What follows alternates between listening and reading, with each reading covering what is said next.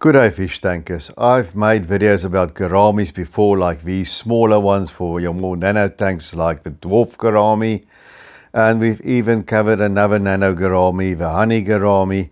And then you get even smaller gouramis, like these sparkling gouramis that are ideal for the planted nano tanks that are so popular. But what about the bigger gouramis?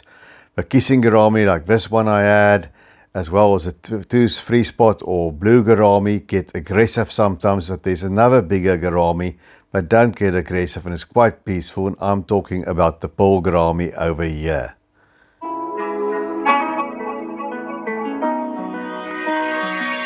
Now the Pearl Gourami, here you see them in the aquarium store, a bunch of them, still youngsters.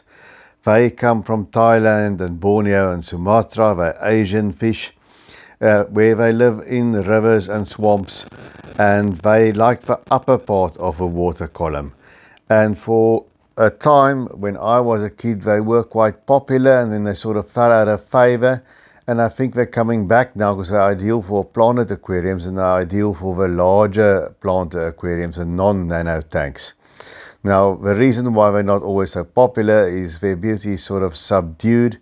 And here in the store, they are rather plain looking with that mottled black stripe running lengthwise down the body. And then these little spots that gives you that pearl motif. Therefore, it's the Pearl Gourami. Now, they're actually a very unfussy fish. Size-wise, they can grow to be around about 5 inches. That's about 12 centimeters. So they can become a substantial fish. So they need a bit of space, so I wouldn't put them in anything less than, say, a 29-gallon, 30-gallon tank, 3-foot tank in our language here in South Africa, but I think they're better suited to a 4-foot tank, a 55-gallon, and get at least a pair, a male and a female, or a small group and have more females than males, because as always during breeding time, the males can get a little bit aggressive with each other. And there you can see them displaying. And like all gouramis, they have their ventral fins that have been sort of grown into feelers because they are often found in very murky water, so they feel their way around a touchy-feely fish. And they are an anabanzoid fish, so in other words, they have an extra breathing organ which acts as a lung, similar to what bettas or Siamese fighters have and all the other gouramis. So they can also take high temperatures. A good temperature range for them is 25 to 28 degrees Celsius. That's 77 to 82 degrees Fahrenheit. And that's handy for me because there's a pair that's in my big 75-ish gallon tank. And it's handy for me, as I've said, because the temperatures in summer reaches 29 degrees Celsius, even 30 degrees Celsius for a day or two. And they can tolerate those high temperatures. Now, as you can see, they like planted tanks. They also like floating plants on the top. And in South Africa, almost all the floating plants are banned. So Vallisneria makes for a good substitute because the leaves trail across the surface. And there you see the male on your left.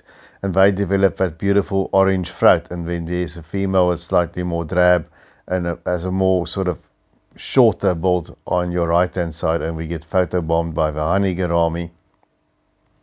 Water, they come from mostly acidic water, but they're relatively adaptable. So they'll take any pH as long as it's stable, within between 6 and 8. You know, quite a wide range. But as long as it's stable, it can be soft, it can be harder.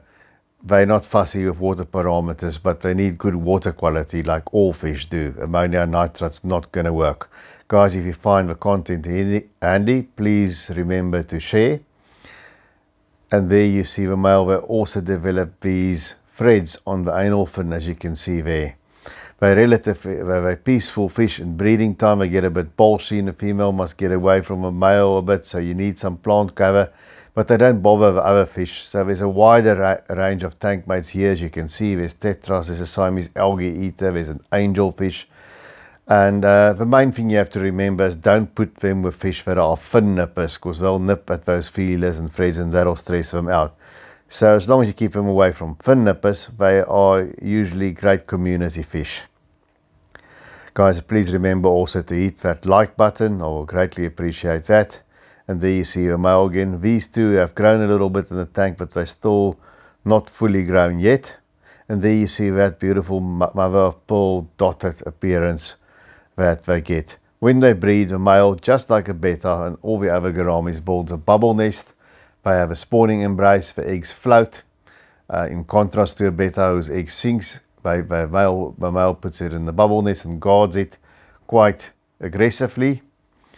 And that is what they do. A young is very small, they need infusoria in the beginning, and then you can move them to brine shrimp and finally powdered flake. But that's their breeding habits. And what else? You can see them there. This is now just before feeding time.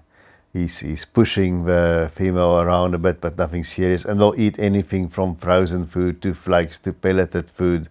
Just make sure you give them a good varied diet. Well, that's it from me. And until I see you guys again, remember to subscribe and take good care of those domestic denizens of the deep.